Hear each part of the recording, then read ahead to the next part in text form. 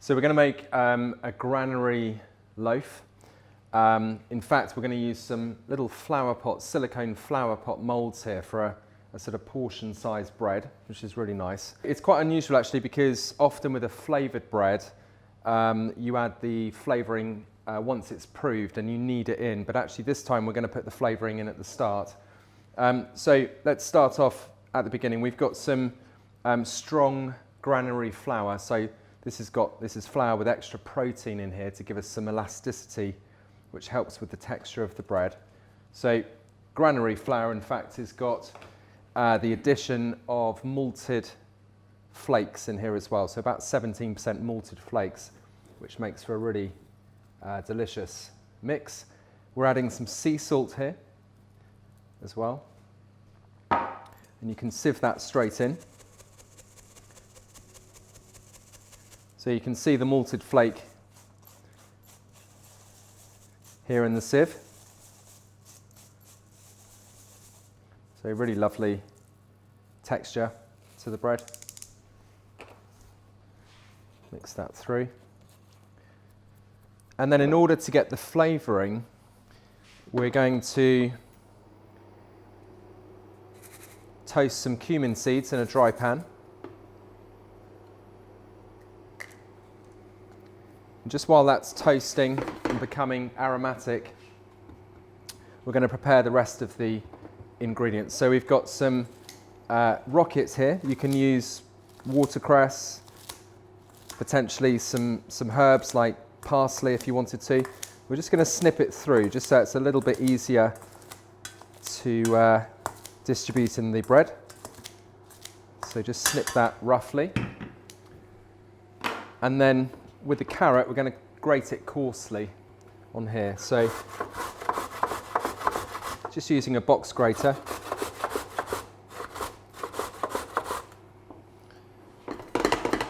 As soon as your seeds begin to smoke, you can add some oil to this. Just need to turn this down.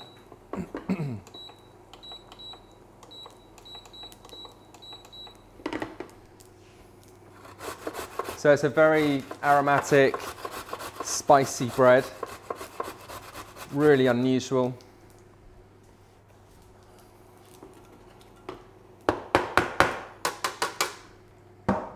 And that's absolutely fine.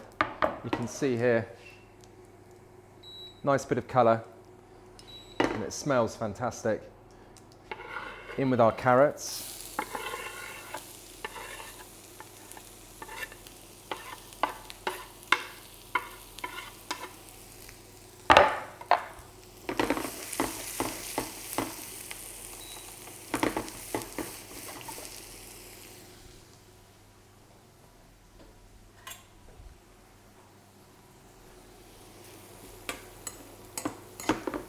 So as part of the recipe, we've actually reduced some of the water that goes into the bread, just because of the water content within the vegetables here. But essentially what we're doing here is we're just making a lovely stir fry. We want most of the water to evaporate, but we're not looking to get any colour on here particularly. So just allow those to soften. And then we can look at the other ingredients for the bread. So we've got some melted butter, which is great for just a little bit of richness to the bread.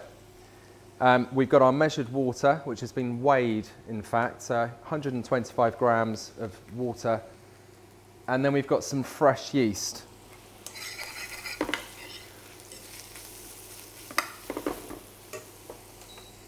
So fresh yeast is one of the most powerful yeasts actually that you can use. So it grows the bread very quickly. It's normally in a putty format, so a sort of Play-Doh format. This one has come from the freezer. So after about 2 weeks, the yeast will start to get a little bit dry in the fridge, and it's therefore best to freeze it at that stage. So it will stay dormant in the freezer at -18, and then when you defrost it, it tends to lose its texture, so it goes runny, but it's still just as potent. Okay, so the yeast can go into the mix.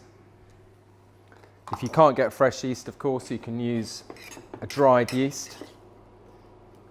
No problem at all. So once the carrots are softened,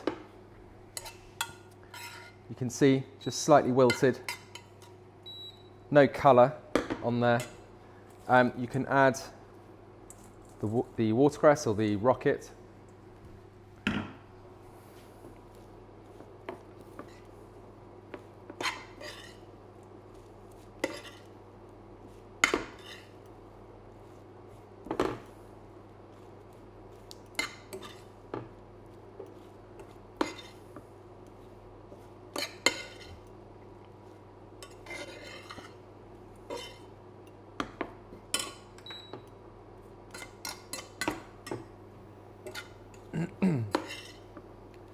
So you don't want to overcook this, just allow it to wilt.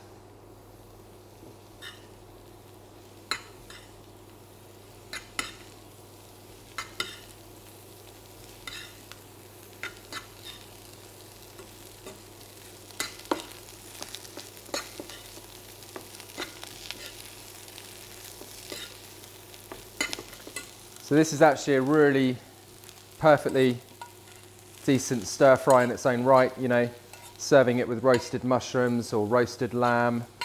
Really, really tasty. Nicely wilted. Just onto a plate, just to cool down briefly before we go into the bread mix.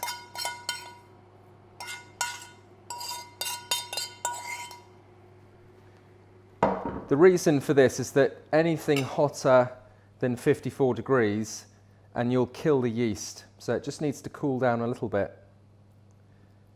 Just onto a cold plate.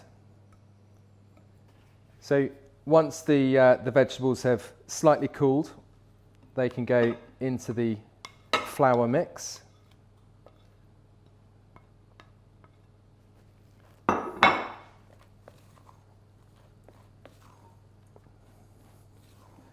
And then the measured water in there as well.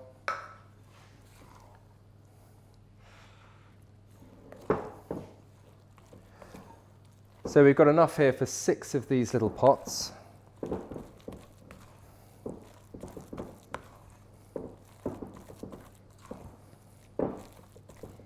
You can obviously make bigger quantities. You can make freestanding loaves or loaf tins just by, you know, quadrupling or doubling the mixture.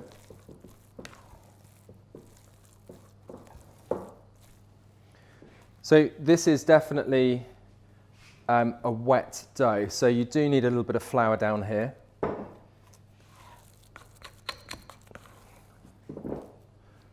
What's important with bread is that you give the gluten a chance to really just absorb the liquid. This one is particularly wet because of the vegetable content, but just nice and light to start with. You can see it's really, really soft, but out of all the doughs that you can make, bread is the softest of the doughs. It needs to be nice and soft so that it can be light when it's finished.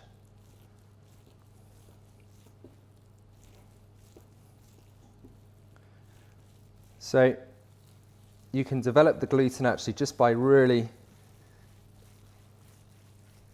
working it on the table like this. Just use our little scraper. So there'll be a transformation with this where the gluten starts to absorb that liquid and gets nice and tight. Initially, you can see it's quite soft. You can add a little bit of flour.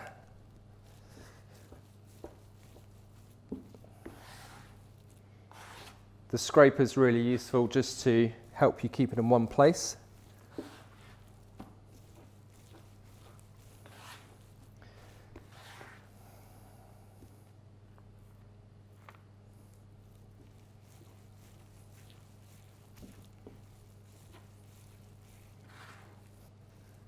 So you can see here it's just starting to get a little bit firmer.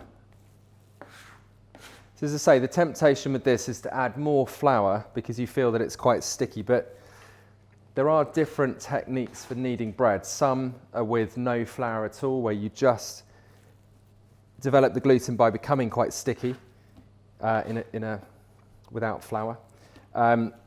The other one is to use some flour, and the other one is to use oil. So my preference is to use a little bit of flour where necessary, but you can see naturally anyway that the bread is starting to get a little bit more springy and firm. So it's really nice as a lunchtime bread.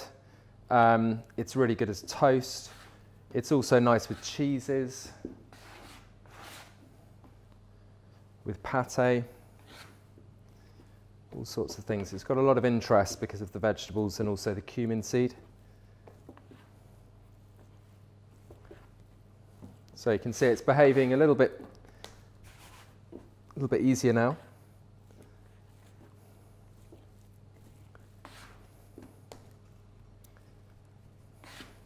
Throwing the flour down just means that you tend to use a little bit less, rather than that technique. You want to just throw it down, so you don't need to use quite as much flour.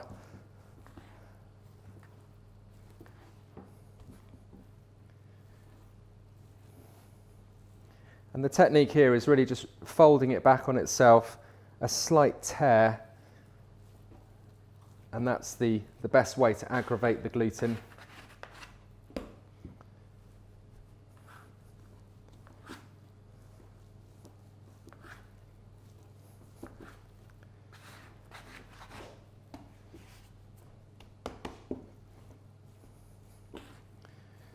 Another way to develop the gluten is just to throw it down, which is quite fun.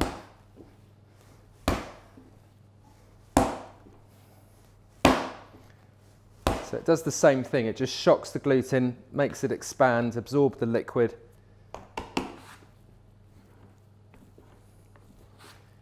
And you can see here we've got some really nice, strong pieces of gluten. So yes, it's wet, but it's going to give us a lovely, light bread. It's going to rise beautifully.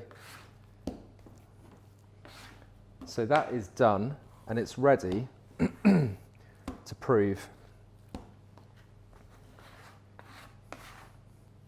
And we'll place that in a warm area to grow and prove about twice as big before shaping again. The proving actually is really important because not only does it fill the bread with air and gases to create some little bubbles and structure, but it also expels the taste of the yeast, which can be very sort of raw tasting and very strong. So the proving is really important. So prove it once, and then we'll come back to it to knock it back and shape it. So we've got the carrot and rocket bread here. It's proved twice as big. You can see this by the activity there on the bottom, all of these bubbles, and also the volume. So what we need to do now is knock it back and then shape it, prove it for a second time, and then bake it in the oven. I've chosen these Flowerpot molds to make some individual loaves or individual buns. You could use a loaf tin. You could plait it into a loaf or do a freestanding loaf. Completely up to you. So knocking it back is really just expelling this air. So again, we want to try and add as little flour as possible. However, we know this is quite a wet dough, so we will add some.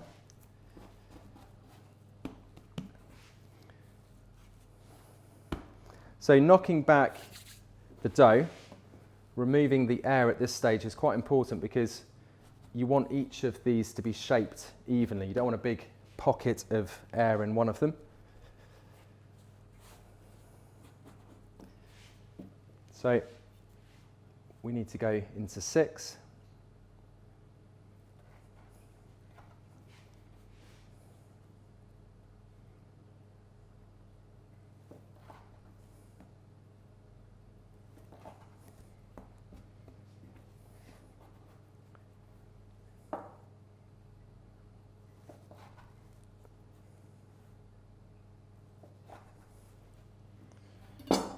So what I would do with these is just double check that you have an accurate weight. So make sure they're all nice and even. So we've got about 85 grams.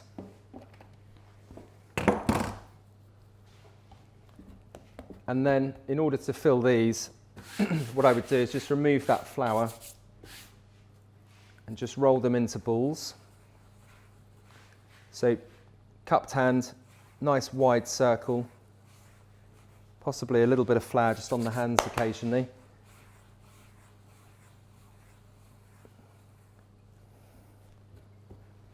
It's always quicker to do process at a time, so just work through all of the shaping like this.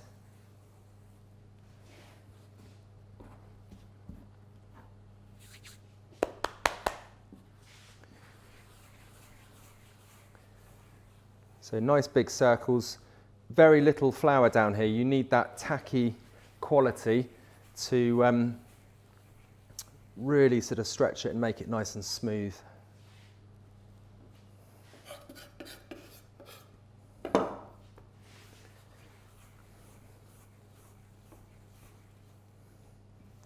So you can really smell the cumin seed in here, and you can see also the vegetable. A really nice savoury bread this. Once you've got to that stage, what I would do is just with some floured hands, just flatten them off like this.